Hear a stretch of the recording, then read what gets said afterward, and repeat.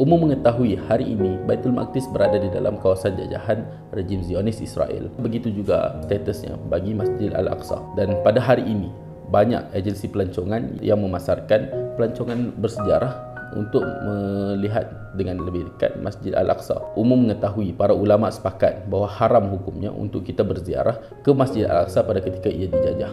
Begitu juga yang telah dinukilkan dalam sejarah, Nabi Baginda SAW juga telah pernah mengeluarkan kenyataan kepada para sahabat untuk melarang mereka menziarahi Masjid Al-Aqsa ketika ia sedang dijajah. Tapi ramai di antara kita yang menziarahi kawasan tersebut atas dasar hendak melihat sendiri masjid yang penting di dalam Islam, melihat sendiri kesan-kesan sejarah yang masih ada di sana. Secara asasnya, apabila kita menziarahi Masjid Al-Aqsa pada hari ini, ianya membenarkan teori hasbarah ataupun satu usaha normalisasi yang dilakukan oleh rejim Zionis Israel. Hasbarah dalam bahasa Ibrani membawa maksud penjelasan ataupun klarifikasi.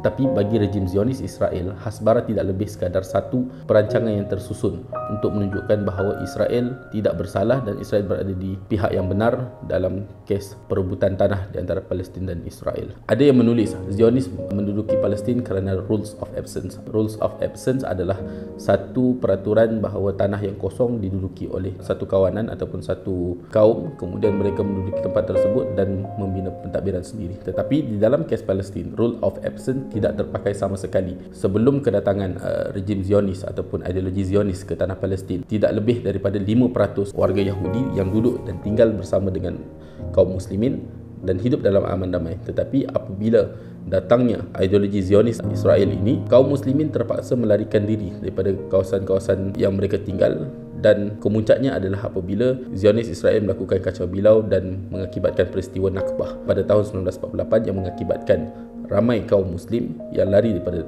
tempat mereka tinggal dan menduduki kawasan-kawasan lain yang berada di sekitar Palestin. Maka pada hari ini, apabila kita menyebutkan berkenaan dengan hasbarah, salah satu projek hasbarah yang dijalankan oleh Zionis Israel adalah dengan membenarkan lawatan ke Masjid Al-Aqsa. Tetapi pada hari ini kita dapat melihat ramai di antara kita yang menziarahi Masjid Al-Aqsa tanpa mengambil tahu ataupun mengambil peduli berkenaan dengan jiwa, perasaan kaum muslimin Palestin yang melihat saudara seagama mereka menziarahi tanah yang pernah mereka duduki dan menziarahi kawasan yang pernah mereka tinggal dalam keadaan terjajah seperti hari ini. Dan apakah ziarah kita ke Masjidil Aqsa ini membantu rakyat Palestin secara umumnya? Mungkin dalam skala yang kecil, tetapi yang paling besar menerima manfaat daripada ziarah ini adalah kerajaan Israel, kerana urus niaga yang dijalankan di Baitul Maqdis ini menggunakan shekel, mata wang Israel, sewa hotel, tour guide, cenderamata, dan sudah pasti akan menguntungkan mereka. Maka ziarah ke Al-Aqsa sepatutnya dijadikan sebagai ibadah. Tetapi dalam keadaan seperti hari ini, ziarah ini adalah haram pada ketika ianya terjajah.